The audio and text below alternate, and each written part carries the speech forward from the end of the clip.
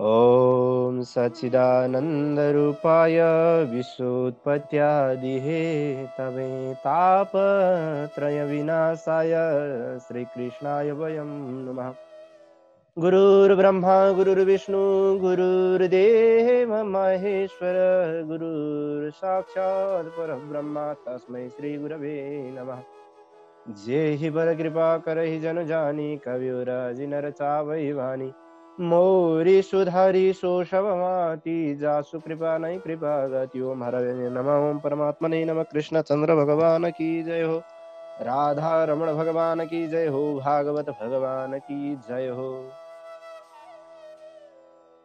परात्पर पर अखिलेश्वर ब्रह्माण्ड नायक भगवान श्रीकृष्णका अमोघ लीलाहरू समाहित भएको श्रीमद् भागवतको महापुराण चर्चा परिचर्चा गर्दै गर्दै भगवानका अमोघ लीलाहरू श्रवण गराउँदै आज पनि हामी षष्ठ स्कन्दको 14औं अध्याय लिएर उपस्थित भइसकेका छौँ। हामी केही अगाडिका अध्यायहरूदेखि वृत्रासुरको चरित्र पढिरहेका छौँ भने यहाँ आइपुगिसकेपछि वृत्रासुर भगवानमा मिलेको कुरामा परीक्षितले आश्चर्य जगन्नाथ ढङ्गले प्रश्न गर्नुभएको छ। भगवानसँग कसरी मिले? त्यस्ता देवताका द्रोही भएका जो वृत्रासुर पनि कसरी भगवानसँग मिले भन्ने खालका र अनि वृत्रासुर को हो, किन मिल्यो भन्ने कुराको चाहिँ गूढ रहस्य, अत्यन्तै गोपनीय रहस्य चाहिँ यहाँ खुलाइएको छ। जाउँ यो अध्यायलाई ढिला नगरिकन सुरु गरौँ। चतुर्दश अध्याय वृत्रासुरको चरित्र रहेको, यो पूर्व चरित्र रहेको। परीक्षित दुवाच रजस्तमस्वभावस्य ब्रह्मन् वृत्रस्य पाप्मनः नारायणे भगवती कथमासीद् दृढा मतिः। हे सुखदेव स्वामी, मलाई एउटा कुरा आश्चर्य लागेको छ। के कुरा भने रजोगुण र तमोगुणले चाहिँ युक्त भएको, अत्यन्तै रजोगुणी तमोगुणी स्वभाव भएको, देवताहरूलाई दुःख दिने, अत्यन्तै देवताहरूको विरोधी भएको, शत्रु स्वरूप भएको वृत्रासुरको चाहिँ भगवान नारायणमा कसरी त्यस्तो भक्ति लाग्न गयो, त्यस्तो परम भक्ति कसरी लाग्न गयो, विशुद्ध भक्ति कसरी प्राप्त भयो। धेरै जस्तो सत्वगुणी देवताहरू पवित्र अन्तःकरणमा चाहिँ हुने तपस्वी ऋषिहरूको चाहिँ समेत भगवान मुकुन्दको चाहिँ जुन चरणमा त्यति सजिलो अटुट प्रेम, त्यस्तो भक्ति लाग्दैन भने यो रजोगुणी भएर पनि हैन, देवताको विरोध गरेर पनि यसमा चाहिँ कसरी त्यो गुण आयो? यो संसारमा प्राणीहरू त धुलोको कण बराबर अनन्त छन्। प्राणीहरूको संख्या संसारमा धुलोको कणको संख्या जस्तो छ, अनन्त छन् यी प्राणीहरू। तर तीमध्ये मनुष्य चाहिँ अत्यन्तै श्रेष्ठ प्राणीहरू छन्। तर श्रेष्ठता भएकै वास्तविक कल्याण चाहन्छन् र प्रयास पनि गर्दछन् यी मानिसहरू। भनेको कल्याण चाहने काम चाहिँ मानिसहरूले मात्रै, आफ्नो मोक्षको लागि काम गर्ने भनेको मनुष्य प्राणी मात्रै हो संसारमा। अरू त्यस्तो प्राणीले कुनै पनि आफ्नो मोक्षको कामना गर्न सक्दैनन्। हे सुखदेव स्वामी, ती मनुष्यहरूमध्ये पनि कोही बिरलै व्यक्ति मात्रै संसारको बन्धनबाट छुट्न चाहन्छ। फेरि पहिलो कुरो त प्राणीहरूमा श्रेष्ठ मनुष्य छ। मनुष्यहरूमा पनि भगवानको भक्ति गर्न चाहने, संसार बन्धनबाट छुट्न चाहने अत्यन्तै कम छन्। फेरि त्यसमा पनि मुक्त हुन खोज्ने त झनै कम छन् अझै। त्यसमा पनि मुक्त हुन छोडेर आसक्ति छोड्नेवाला अझै कम छन्। र तत्त्वज्ञानी त झन् कमै कम। भनेको ऊभन्दा ऊ कम। र अन्तिममा सबै कुरा त्यागेर मोक्ष प्राप्त गर्नेको संख्या त झन् औलावा गण्डी बराबर झनै कम छन्। भनेपछि हेर्नुहोस्, मान्छे भएर मात्रै पनि नहुने रहेछ होइन। त्यसमा पनि बन्धनबाट छुट्न चाहेर मात्रै पनि नहुने रहेछ। त्यसमा पनि घर परिवारबाट अनासक्त भएर मात्रै पनि नहुने रहेछ। तत्त्वज्ञान गरेर भगवानमा मिल्ने मान्छे हुनुपर्ने रहेछ। अत्यन्तै त्यो चाहिँ बिरलै कम पाइने रहेछ होइन। हे सुखदेव स्वामी, एकदम मुक्त भएका करोडौं सिद्धहरूमध्ये पनि भगवानमा आश्रित भएर अत्यन्तै शान्त चित्त भएर रहने अत्यन्तै व्यक्ति चाहिँ फेरि त्यो झन् दुर्लभ छ। त्यो मान्छेहरूमा पनि मोक्ष भएर चाहिँ सिद्धि प्राप्त गरेर पनि सिद्धिलाई त्यागेर पनि भगवानमै केवल मलाई चाहिए होइन, सिद्धि नै चाहिए होइन, मुक्ति नै चाहिए होइन, मलाई त भगवानको भजन पाए हुन्छ भन्ने सिद्धान्त भएका मान्छे झनै कम छन्। अझै कमको समस्त लोकलाई सताउने असुर योनिमा उत्पन्न भएका यी वृत्रासुर चाहिँ सबै यो कृष्णको भक्तिमा चाहिँ दृढ भक्ति कसरी लाग्यो? आश्चर्य कुरो छ। श्रेष्ठ मान्छेमा लाग्दैन, उ गर्दैन, लाग्दैन, सिद्धिहरू भएकालाई लाग्दैन, कम हुन्छ। तर असुर जातिमा छ, त्यसमा पनि के छ, उसको रजोगुण र तमोगुणले युक्त भएको छ। त्वष्टा ऋषिबाट जन्मेको भयो नि असुर भएको छ। यहाँ हेर्नु, के ब्राह्मणबाट जन्मिने सबै ब्राह्मण हुने हो त? होइन। यहाँ हेर्नुहोस्, ऋषिबाट जन्मेका, ऋषिले अग्निबाट जन्माएका पनि असुर भएका छन्। वृत्रासुरलाई असुरको संज्ञा दिएको छ। तसर्थ यो कुरा पनि ध्यान दिनु जरुरी हुन्छ। हे सुखदेव स्वामी, जुन वृत्रासुरले युद्धभूमिमा आफ्नो पुरुषार्थद्वारा चाहिँ वज्रधारी इन्द्रलाई पनि कायल पारेर खुसी बनाएको थियो, त्यस्तो वृत्रासुरको विषयमा मलाई शङ्का लागेको छ। यो विषयको भित्री गुण रहस्य के हो, यसको के हो छ, यसको चरित्र के हो, मैले कुरो बुझिनँ नि। कुरा अलि बुझ्ने गरी बुझाउनु पर्यो नि महाराज भनिसकेपछि सुखदेव स्वामीलाई राजा परीक्षितको यस्तो प्रश्न गरिसकेपछि सुतजी पनि यता सौनकादि 88,000 ऋषिहरूले भन्नुहुन्छ। यस्ता प्रकारले अत्यन्त श्रद्धालु भएका परीक्षितले प्रश्न गरेको सुनेर प्रश्नको प्रशंसा गर्दै सुखदेव स्वामी भन्नुहुन्छ, हे परीक्षित, यो पुरानो इतिहास छ। मैले नारद, व्यास, देवल मुनिको ऋषिहरूको मुखारविन्दबाट सुनेको, उहाँहरूको सेवाबाट प्राप्त गरेको जुन कथा छ, म त्यो तिमीलाई बताउँदछु, ध्यानपूर्वक सुन। के छ भन्दा, आसीद राजा सार्वभौमः सुरसेने शुभै नृपः चित्रकेतुरिति ख्यातो यस्यासीद कामधुङ्महि। धेरै पहिलेको कुरा हो हे राजन परीक्षित। सुरसेन नाम गरेको देशमा चित्रकेतु नाम गरेका अत्यन्तै प्रख्यात, अत्यन्तै प्रचलित राजा भनौँ, त्यो बेलाका अत्यन्तै प्रचलित भनौँ प्रख्यात राजा थिए र चक्रवर्ती राजा थिए, जसको राज्यमा पृथ्वीबाट चाहिँ अन्न आदि सारा पदार्थहरू परीक्षितको बेलामा जस्तो भनौँ, पृथुको बेलामा, परीक्षितको भन्दा नि पृथुको बेलामा जसरी पृथ्वीले त्यो अन्न दिन्थिन्, यिनको समयमा पनि पृथ्वीले त्यसै गरी वस्तुहरू दिएकी थिइन्। भनेको एकदम इच्छा अनुसारको पदार्थहरू प्राप्त हुन्थ्यो पृथ्वीबाट, पृथुको समयमा जस्तै।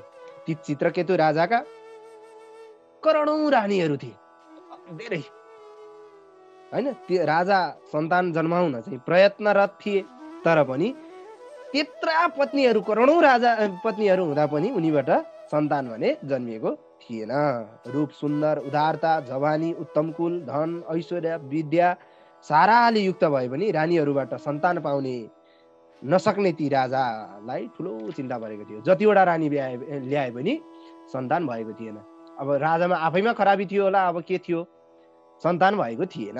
न तस्य सम्पदः सर्वा महिष्यो वामलोचना। चक्रवर्ती राजा भएका चित्रकेतुलाई सबै थरी सम्पत्ति, अत्यन्त सुन्दर रानीहरू, पृथ्वीको राज्यले पनि प्रसन्नता थिएन, किनभने उनको सन्तान थिएन। सन्तान नभएको कारण चिन्तित थिए। कुनै समयमा योग बलले अत्यन्त युक्त हुनुभएका अंगिरा नाम गरेका ऋषि आफ्नै इच्छाले पृथ्वी आदिमा घुम्दै घुम्दै घुम्दै चित्रकेतु राजाको महलमा आइपुग्नु भएको, राज्यमा आइपुग्नु भयो। राजाले पनि आसनबाट उठेर पाद्य आदि सारा पदार्थहरूद्वारा सेवा गर्नुभयो, विधिपूर्वक उहाँको पूजा गर्नुभयो। सुखपूर्वक बसिरहनु भएका ऋषिलाई नजिकमा आएर बस्नुभयो। हे राजन परीक्षित, नम्रतापूर्वक अत्यन्तै झुक्दै भुइँमै बसेका ती राजा, भुइँमा बसेर हेर्नुहोस्, ऋषि गुरुहरूको श्रद्धा भक्ति सिकाइएको पक्ष हो यो। राजा भनेर चाहिँ ऊ होइन, हेर्नुहोस्, ऋषि माथि बसेका छन्, आसनमा बसेका छन्, राजा भुइँमै बसेका छन् यहाँ होइन। चितौ भनेको के हो, भुइँमा नै। क्षिति भनेको पृथ्वी होइन, पृथ्वी भुइँमा माटोमा नै, भुइँमा नै भनेको त्यहाँ तल जे ओछ्याइएको थियो त्यसमा नै बसेर आदरपूर्वक सम्बोधन गर्ने अंगिरा ऋषिले चाहिँ भन्नुभयो। राजालाई चाहिँ सम्बोधन गर्दै अंगिरा उवाच, अपिते नामयम स्वस्ति प्रकृतिनाम तथात्मन यथा प्रकृतिभिर्गुप्तम पुमान राजाभि सप्तभि। हे राजन, तिम्रो शरीर अत्यन्त स्वस्थ छ। के तिमी स्वस्थ छौ? तिम्रा प्रजाहरू कुशल मङ्गल छन्? जसरी जीवात्मा महत्त्व अङ्कार आदि तत्त्वहरूले ढाकिएर सुरक्षित रहन्छ, त्यसै गरी तिमी पनि, तिम्रो राज्य पनि गुरु, पुरोहित, मन्त्री, हितैषी, मित्र होइन, समृद्धशाली अर्थतन्त्र, राज्य, बलिया किल्लाहरू र एकदम सेना रूपी 7 प्रकृतिले राज्य सञ्चालन गर्नको लागि 7वटा तत्त्व वस्तु चाहिन्छ भनिन्छ के। 7वटा कुराले युद्ध भएपछि बल्ल राज्य हुन्छ। के चाहियो भन्दा, राज्यमा मन्त्री चाहियो, अत्यन्तै त्यहाँका प्रधानमन्त्रीहरू, मन्त्रीहरू अनि त्यहाँका सल्लाहकारहरू चाहियो। अर्थतन्त्र चाहियो, राज्य स्वयं एउटा राज्य नै चाहियो होइन। अनि किल्ला चाहियो, बलियो किल्लाहरू चाहियो, अनि सेना चाहियो, अनि प्रजाहरू चाहियो, अनि शासक चाहियो। यस्ता विभिन्न प्रकारका हुन्छन् ती राज्यका अङ्गहरू। जुन राज्यका अङ्गहरू छन्, ती अङ्गहरूको बारेमा यहाँ बताउन खोजेको। तिनीहरूले सुरक्षित रहेको तिम्रो राज्य के तिमी खुसी छौ? तिमी ठिक छौ भनिसकेपछि हे राजा, राजाले प्रजाहरूको इच्छा अनुसार चाहिँ नियम व्यवस्थाहरू मिलाउनु पर्छ, बताउनु पर्छ, तब मात्रै राज्य चाहिँ के हुन्छ, राज्य व्यवस्थापन खुसी र सुखी हुन्छ। एकदम राज्य सञ्चालन सुखी हुनको लागि, राजा प्रजाहरू खुसी हुनको लागि चाहिँ त्यो ठाउँमा प्रजाहरूको राज्य सञ्चालनमा चाहिँ प्रजाहरू अनुरूप राजाले शासन गर्नुपर्छ, तब मात्र राज्य खुसी हुन्छ, समृद्धशाली हुन्छ। किनभने प्रजाहरू खुसी भएन कर दिने हो, करै नदी राज्य कसरी सञ्चालन हुन्छ? हुँदैन। के तिम्रा पत्नीहरू, जनताहरू, कर्मचारीहरू, सेवकहरू, व्यापारीहरू, सल्लाह दिने मन्त्रीहरू, नगरवासीहरू, त्यो ससाना गाउँ बस्ती त्यहाँका जनताहरू, प्रदेश, अब देश प्रदेश, अब के भन्ने, अब त्यो विभागहरू हुन्छ नि त, अब जिल्ला भनौँ, नगर भनौँ, त्यहाँका मानिसहरू, शासकहरू, होइन, ठाउँ ठाउँका शासकहरू, पुत्रहरू, के तिम्रा बसमा छैन नि सबै कुरा? के तिमीले भनेका टेर्दैनन्? तिम्रो राज्य व्यवस्था राम्रो छैन? राजा, जुन राजाले मनलाई चाहिँ बसमा राखेको छ भने पत्नी, जनता आदि सारा उसको बसमा हुन्छन्। यदि राजाको मन बसमा छ भने, राजाले अनैतिक कार्यको गरेको छैन, आफूलाई इन्द्रियमा आफूलाई चाहिँ बाँधेर राख्न सकेको छ, राजा आफ्नो स्थानमा बसेको छ भनेदेखि सारा प्रजादेखि लिएर सबै खुसी हुन्छ। अझ लोकपाल सहित समस्त प्राणीहरू समेत उसलाई उपहार चढाउन आउँछन्, दिन्छन्। तिमी भित्रै मनदेखि खुसी छौ जस्तो मलाई लाग्दैन। यो बेखुसीको कारण के हो? त्यसको कारण के हो? मलाई केही इच्छा छ मनमा, पुरा नभएको इच्छा छ भने भन, मलाई लागिरहेको के छ तिमीलाई? राजा चित्रकेतुलाई चाहिँ सन्तानको इच्छा थियो। जब मनको भावना बुझ्ने खालको ऋषि अङ्गिरालाई उनले भेटिसकेपछि, राजालाई अनेक प्रश्न गर्नु भइसकेपछि नम्रतापूर्वक एकदम झुकेर नमन गर्दै हात जोड्दै चित्रकेतु राजाले भन्न थाले, चित्रकेतु रुवाच भगवान् किम न विदितम तपो ज्ञान समाधिभिः। हे भगवान्, योगीहरूका सारा तपस्या ज्ञान समाधिद्वारा चाहिँ पापहरू नष्ट भएका हुन्छन्, सारा पापहरू। त्यस्ता हजुरलाई हामी जस्ता प्राणीहरूको भित्री कुरा के चाहिँ थाहा नहोला र? हजुर सबै कुरा देख्न सक्ने हुनुहुन्छ। तथापि तर पनि यदि हजुर भन्नुहुन्छ सर्वज्ञ भएर पनि, हजुर सर्वज्ञ जान्ने हुनुहुन्छ, हजुरले बुझ्नु भएको छ मेरो भित्र के छ भन्ने कुरा, र पनि तपाईँ प्रश्न गर्नुहुन्छ भने हजुरको प्रश्नको आज्ञाको पालना गर्दै म आफ्नो चिन्ताको विषय भन्दछु, सुन्नुहोस्। मेरो राज्य वैभव, इन्द्र आदि लोकपालहरू सबै चाहना खालको छ। इन्द्रले पनि मेरो राज्य चाहने खालको छ। सारा लोकपालहरूले मलाई सेवा गर्छन्। तर जसरी भोक प्यासले व्याकुल भएको मानिसलाई अरू विषय भोकले चाहिँ सन्तुष्टि दिँदैन, किनभने भोक लागेपछि त खानै पर्छ क्या। भोक लागे मान्छेलाई त गाडी चढ तँलाई आनन्द हुन्छ भनेर हुन्छ? हुँदैन महाराज। मलाई त्यस्तै भएको छ, भित्र प्यास अन्त अर्कै कुराको छ। किनभने मलाई सन्तान छैनन्, मलाई सन्तानको प्यास लागिरहेको छ। राज्य त छ, इन्द्रले पनि लोभिनी राज्य छ, सबै प्रजाहरू पनि खुसी छन्, सुख सम्पत्ति ऐश्वर्य कर भन्ने कुरा त जति चाहिए पनि छ, प्रजाहरू पनि त्यति नै खुसी छन्, म पनि त्यति नै खुसी छु। तर मलाई त्यो राज्यको खुसी भन्दा बढी चस्का दिने खुसी चाहिँ, दुखी चाहिँ मेरो सन्तान छैन। भोलि म मरेपछि यो राज्य कसले सम्हाल्ला? हे ऋषि, मेरो सन्तति परम्परा टुटेपछि मलाई तर्पण पिण्ड पानी कसले दिएला? म त नरक पर्ने भएँ त। कुनै पनि सन्तान छैन, पुत्र मात्रै होइन, कुनै पनि सन्तानै छैन।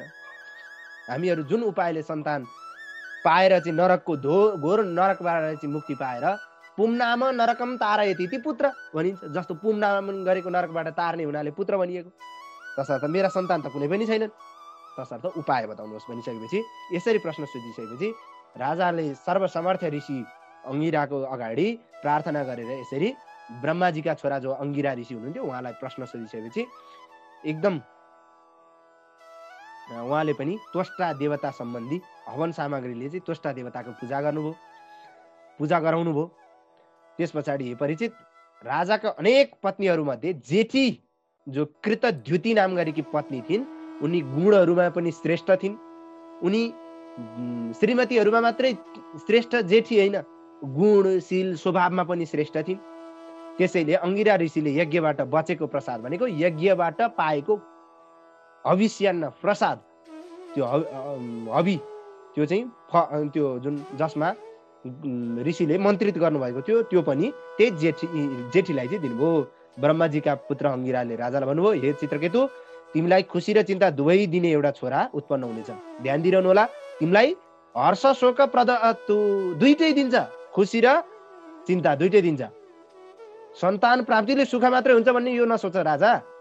तिमीलाई दुईटै प्राप्त हुन्छ, त्यस्तो दिने खालको छोरो जन्मिन्छ भनिसकेपछि जसरी कृतिकाले चाहिँ आफ्नो गर्भमा अग्निका पुत्रलाई चाहिँ धारण गरेकी थिइन्, त्यसै गरी यज्ञको प्रसाद खाएपछि कृतद्युतिले चित्रकेतुको गर्भ धारण गरिन्। त्यो अब भनौँ ऋषिले चाहिँ मन्त्र शक्तिद्वारा विभिन्न औषधि जडीबुटी आदिको प्रयोग गरेर उनको रोग चाहिँ के गर्थे, जुन रोग कारणले चाहिँ भएको थियो त्यो रोगको चाहिँ निवारण भयो। यहाँ यो बुझ्नु जरुरी हुन्छ। राजा परीक्षित सुरसेन देशका राजा चित्रकेतुको तेजद्वारा रानीको गर्भमा रहेको बच्चा शुक्ल पक्षको चन्द्रमा जस्तै दिनदिनै बढ्दै गयो। आफ्नो जन्मने समय आइपुगेपछि राजाको पुत्र जन्मियो, छोरै जन्मियो। ध्यान दिनु होला, अथ काल उपावृत्ति कुमार समुदाय, त छोरै जन्मियो। यो खबर सुन्ने सबै प्रजाहरूको मनमा अत्यन्तै प्रसन्नता छायो। अत्यन्त प्रसन्न भएका राजाले पनि नुहाएर पवित्र भएर गरगहना समेत लगाएर ब्राह्मणहरूद्वारा स्वस्ति वाचन आदि गराएर आफ्नो छोरोको जात संस्कार, अब विभिन्न संस्कारहरू गर्न थाले। ब्राह्मणहरूलाई चाहिँ सुन चाँदी कपडा गहना विभिन्न ठाउँहरू प्रदेशहरू घोडाहरू हात्तीहरू 60 करोड गाईहरू चाहिँ दान गरे। त्यति बेलाका भनेको गाईहरू असङ्ख्य दान गरे। यो बुझ्नु, अत्यन्त उदार हृदय भएका ती राजाले आफ्नो छोराको धन यस आयु बढोस् भन्ने चाहेर बादलले वर्षा गराए जस्तो प्रजाहरूमाथि इच्छाएको सामग्री वर्षा गराइदिए।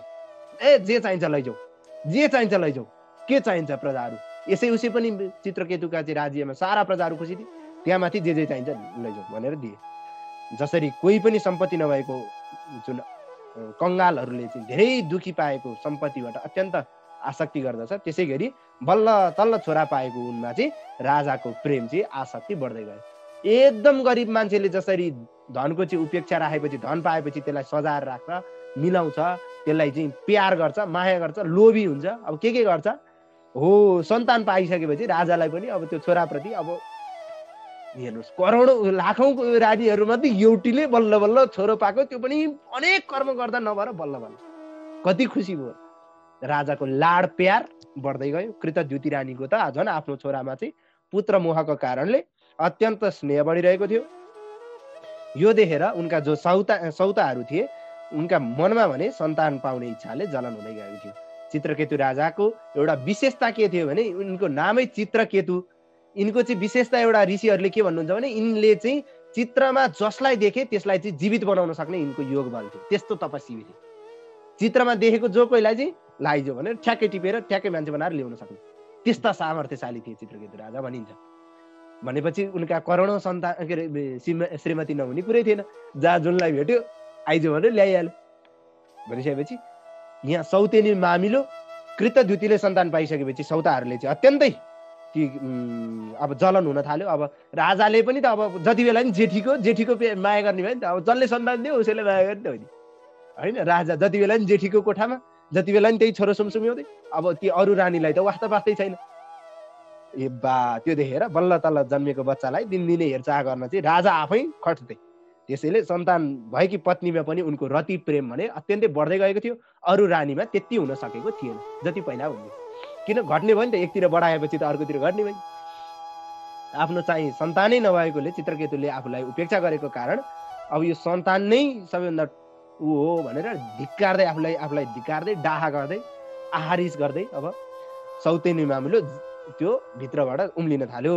हामी चाहिँ सन्तानहीन भएका अभागी स्त्रीहरू हाम्रो जिन्दगी धिक्कार छ। किनभने हामीले सन्तानयुक्त भएकी सौताको चाहिँ दासी जस्तो हुनु पर्यो। हामीलाई सबैले हेला गर्छन्।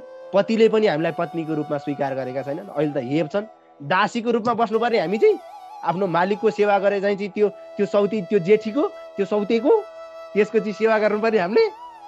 राम राम। दासीको पनि अब दासीलाई पनि मुक्ति दिए भइगयो नि, छुटकारा दिए भइगयो नि, हामी छँदैछौँ भन्ने टाइपको भनेको डाँड आहार रिस अब सबै बढ्दै गयो। तर हामीहरू दासीका पनि दासी भएको जस्तो उपहेलना हुन्छ नि। दासीलाई त कमसेकम बरु काम अराउँछन् राजाले। अब हामीलाई त काम पनि अराउँदैन। अब भेट्न त आउँदैन, खालि छोरो खालि जेठी। अब हेर्नुहोस् कस्तो पीडा। दासी भन्दा पनि नीच भइसक्यौँ हामी त।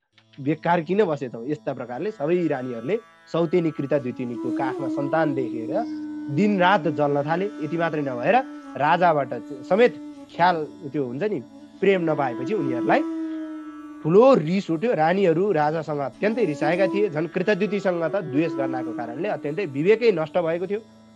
रिस खा आफू, बुद्धि खा अरू, रिस खा आफू। रिसले आफूलाई खान्छ अरे क्या। बुद्धि लगायो भने अरूलाई सकन्छ।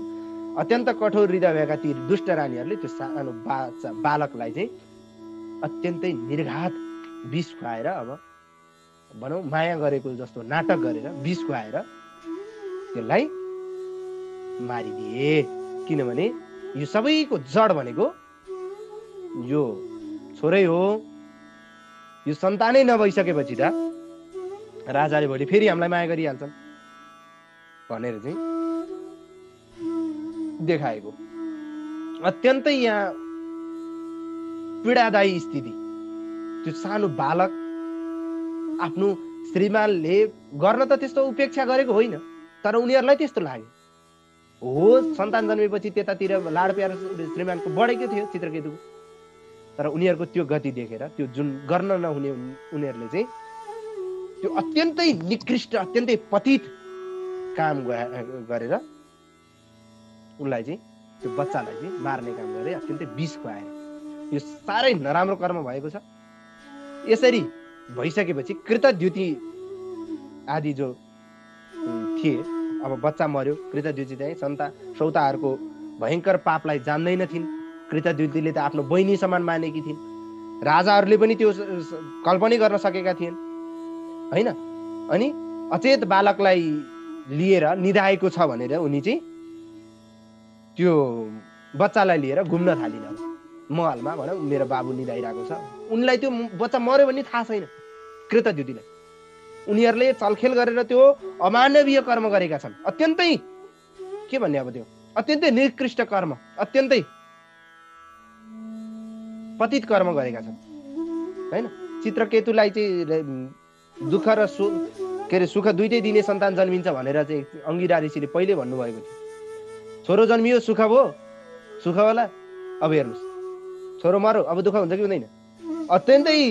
अत्यन्तै प्यारो, अत्यन्तै माया मोह गरेको सन्तान जन्मिँदै के अरे मर्दैछ, मर्दै छ नि के भन्ने, मर्यो भने अब कति दुःख हुन्छ।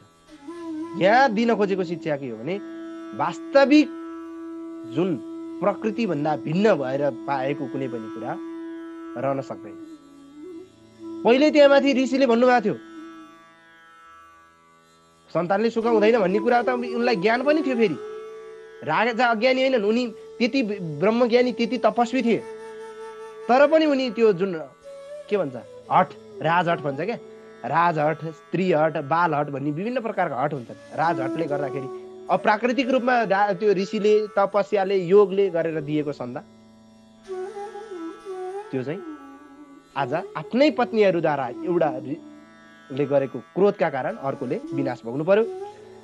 बुद्धिमती त्यो कृतद्युतिले लामो समयसम्म आफ्नो छोरोलाई सुतिरहेको देखेर अनि धाइयामा जो स्याहार सुसार गर्न बसेकी थिइन्, यो त धेरै सुतो उठाएर ल्याऊ भनेर चाहिँ अराइसकेपछि धाइले चाहिँ सुतिरहेको बच्चालाई नजिकमा गएर हेर्दा प्राण आदि सबै छोडिसकेको थाहा पाइन्। आँखा मासतिर फर्किदिएको शरीर मात्र देखिन्। त्यसपछि अनि उनी आत्तिएर कराउँदै म त मरे नि ओहो भन्दै कराउँदै चिच्याउँदै के गरिन् धलिन्। ती धाइ आमाले चाहिँ आफ्नो त्यो बेहोस भइन, अब त्यो बच्चाको त्यो दुर्गति देखेर आफ्ना दुवै हातले छातीमा पिट्दै अत्यन्तै आत्तिएर ठुलो स्वरले बिलाप गरेको सुनेर झटपट छोरा सुत्ने कोठामा कृतद्युति दौडेर पुगिन्। बालकलाई मरिरहेको देखिन्। सहनै नसकिने पुत्र शोकबाट उनी मूर्छित भइन्। कपाल र वस्त्र यथा छरपष्ट भए। अब केही कुराको होस रहेन। त्यो हाहाकार बिलापलाई सुनिसकेपछि राजदरबारमा एक कान दुई कान मैदान, अन्तपुरमा पर्ने सारा स्त्री पुरुष सबैको उसमा चाहिँ फैलियो र सहानुभूति दिन चाहिँ कोही आइरहेका थिए। अपराधी रानीहरूलाई झुटो स्वाङ पार्दै उनीहरू पनि रुन थाले। अपराधिनीहरू थिए, तिनीहरू आएर चाहिँ ओ मेरो बाबुजी भन्दै झुटो स्वाङ पार्दै रुन थाले। राजाले चाहिँ बाहिर नै आफ्नो छोरो मरेको सुने, कुनै कारण बिना नै आफ्नो माया लाग्दो अत्यन्तै लोभीको धन हराएपछि अब के लाग्छ? लोभीको धन हराउँदा जस्तो अवस्था हुन्छ राजाको त्यस्तै अवस्था छ उनको। किनभने जिन्दगीभरको तपस्या योग प्रभाव जे भने पनि उनको एउटै सन्तान मात्रै थियो। राज्यदेखि लिएर सारा कुराको उनलाई चिन्ता थिएन, सबै राम्रो थियो, तर सन्तान नभएको कारण चिन्ता थिए। बल्ल बल्ल भएको सन्तान पनि मरेको कुरा सुनेर राजा मूर्छित हुँदै उठ्दै अब के हो के पो भयो भने उनका अगाडि सारा संसार अँध्यारो लाग्यो उनलाई। उनी अगाडि पछाडि ब्राह्मण मन्त्रीहरूले घेरिएर हल्लिँदै ढलपल गर्दै बल्ल बल्ल बल्ल बल्ल त्यो जहाँ बच्चा मरेको घर भनौँ त्यो गृहमा आइपुगे। राजा चित्रकेतुले चाहिँ मरेको बालकको चाहिँ गोडा नजिकै पुगेर हेर्दै उनी डङडङ पछाडिए। उनका वस्त्र कपाल जथाभावी छरिएका थिए, उनको लामो लामो सास फेरिरहेका थिए, मूर्छा चाहिँ बेला मूर्छा भइरहने, चेष्टा आइरहने यस्तो अवस्था भएको थियो। आँसुको बेगले स्वर अवरुद्ध भएको थियो, केही बोल्न सकेका थिएन। पतिव्रता कृतद्युतिले पनि एकमात्र बालकलाई मरिरहेको अवस्थामा देखेर, पतिले शोक गरिरहेको देखेर आफू पनि अत्यन्तै शोक भइन्। उनी पनि रुँदै सारा त्यहाँ रुवाबासी अब अत्यन्तै पीडाको समय अवस्था भयो। सबै रुवा विलाप चल्न थाल्यो। ती नौटङ्की गर्ने ती नौटङ्कीहरूको पनि त्यहाँ नौटङ्की चलिरह्यो। राजाका अन्य पत्नीहरूको रानी कृतद्युतिले चाहिँ आफ्ना सिङ्गार पटार सारा बगाउने गरी चाहिँ आँसु धारा लगाइन्। उनका सारा त्यो शरीरहरू त्यो आँसुले भिज्यो, कपालहरू चारैतिर फैलिए। न्याउरी चरा रोएको जस्तै पुत्र शोकले गर्दा सारा कुरा बिर्सिएर रोएर बसे। हे विधाता, तिमी किन मूर्ख भयौ? तिमी किन यति निष्ठुरी भयौ? ईश्वर तैँले रचेर फेरि कसरी बिगारिस्? हे ईश्वर, तिमी आफैले रचेर आज कसरी बिगार्न सक्छौ? तिमी आज मलाई अघि भर्खर सुख दिएर अहिले कसरी यसरी चुड्न सक्छौ? यो स्नेहको डोरीलाई तिमीले किन चोडेर लग्यौ हे प्रभु भनेर चाहिँ विलाप गर्दै रुन थाले। कुनै पनि प्राणी जन्मिने मर्ने यो क्रम चाहिँ तिम्रो हातमा छ, उसको कर्म अनुसार हुन्छ।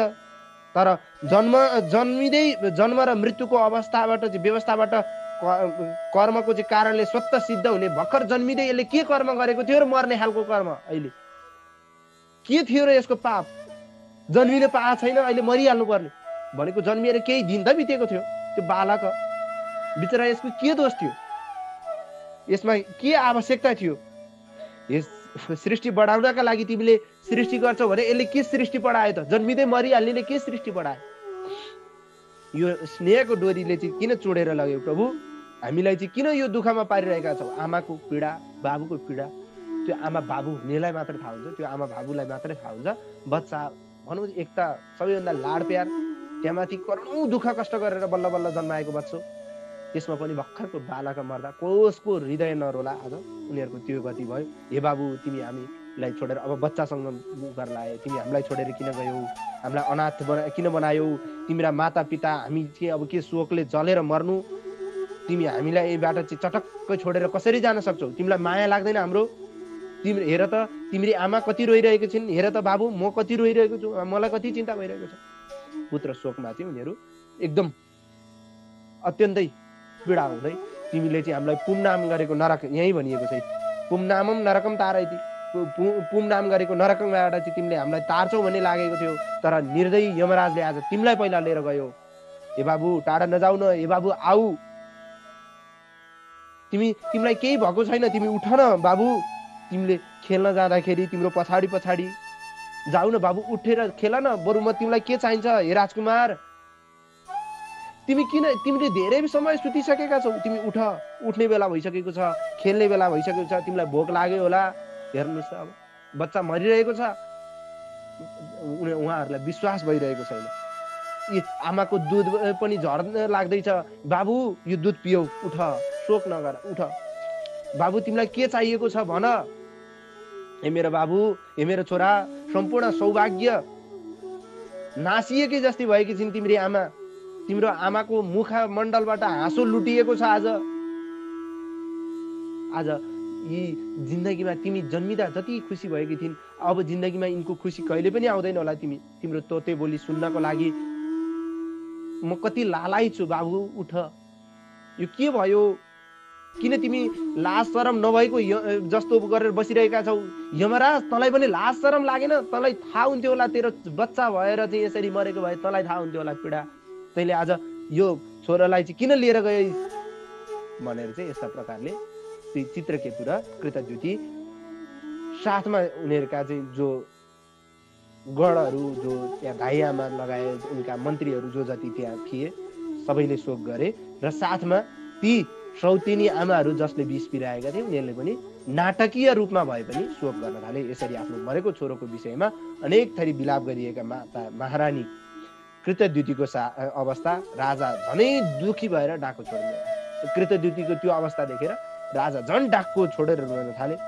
दुवै दम्पति एकैसाथ रुन लागेपछि त्यहाँका सबै स्त्री पुरुषहरू रुन थाले। यस प्रकार सम्पूर्ण सहर नै कोलाहल मचियो, रुवाहाभासी मचियो। अब सारा सहर रोयो। अब राजाको यो रुवाई देखेर सारा राज्य रोयो। आज राजा चित्रकेतुको त्यो ठुलो विपत्तिमा फसेका थिए, चेतनविहीन भएका थिए। उनलाई सम्झाउने व्यक्ति समेत त्यहाँ नभएको थाहा पाएर अब यसो विचार गर्नुभयो र नारदजी र अंगिरा ऋषि जसले सन्तान पहिला दिनुभएको थियो उहाँहरू नै त्यहाँ आइपुग्नुभयो। अब कसैले सम्झाउन सक्दैनन् राजालाई भन्ने विचार गरेर नारदजी र अंगिरा ऋषि त्यहाँ आइपुग्नुभयो भन्नेसम्मको इति श्रीमद् भागवत महापुराण पारमेयं संहितायां षष्ठ स्कन्धे चित्रकेतु विलापो नाम चतुर्दशोऽध्याय। यो 14औं अध्यायमा गरिएको यो भगवत चर्चाबाट सन्तान यदि प्राकृतिक रूपमा छैन भने बल गरेर मात्रै पनि सन्तानबाट सुख हुँदैन, सन्तानबाट मात्रै पनि सुख हुँदैन भन्ने शिक्षा र सौतेनी मामिलोले गर्दाखेरि जिन्दगी स्वाहा हुन्छ भन्ने शिक्षा र आफूले रिस गर्नाले, आफूले ढा गर्नाले, आफूले नराम्रो गर्नाले आखिर राजाले अब ती पत्नीहरूले चाहिँ अब विष खुवाएको थाहा पायो भने त तिनीहरूलाई त मृत्युदण्डै पनि दिन सक्छन्। अब थाहा पाउँछन् पाउँदैनन्। अनि यो चरित्रले के उपदेश दिन खोजेको र अंगिरा ऋषि र नारदजी आउनुको तात्पर्य के हो अर्को अध्यायमा आउँछ भन्दै यो 14औं अध्यायसम्मको भगवत परिचर्चालाई यथामति यथा बुद्धि पूज्य गुरुवरका चरणकमलमा गरिएको यो भागवत चर्चालाई पूज्य गुरुवरका चरणकमलमा र भगवानका चरणकमलमा विश्राम। ओम अस्तु परिपूर्ण श्री कृष्ण।